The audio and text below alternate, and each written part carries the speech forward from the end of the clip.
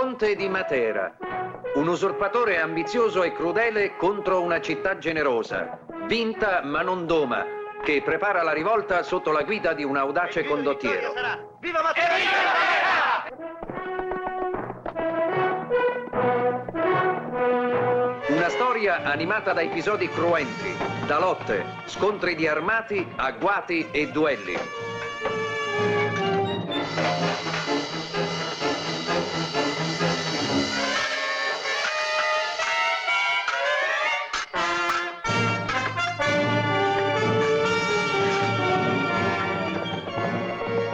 Un film che vi farà palpitare per la sorte di due giovani il cui amore purissimo è contrastato dall'odio di parte.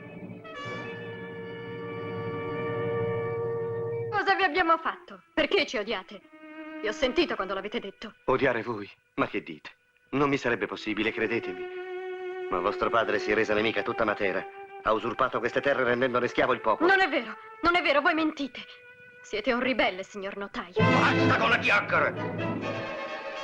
Entro domattina dovete arrestare tutti i componenti della famiglia Bressi. Ma poiché dubito, sì dubito, che peschiate gli uomini, mi accontenterò della donna. Mi servirà da esca. Alzati, Lazzaro, e cammina. Ma tu non sei che un piccolo uomo. Ma tu ricordati che i morti sono morti. Paolo Bressi vi fa paura anche da morto. Basta con queste stupide chiacchiere. Le idee, la libertà, la giustizia. Parole, tutte stupide parole.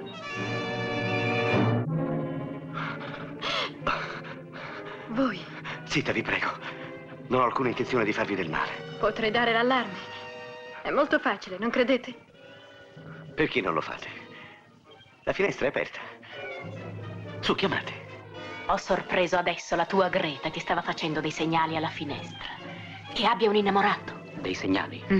Con una torcia. Allora, tutto è stato inutile, ti hanno già presa. Tu sei Gisella Bressi. Quarto. Da questo momento in tutta la città e nelle campagne circostanti sarà applicato lo ius prime noctis. Oh, a questa poi. Per tutti. Il Conte di Matera è una vincente cappa e spada che vi darà una continua emozione, vi commuoverà e vi prenderà col ritmo incalzante della sua appassionante narrazione.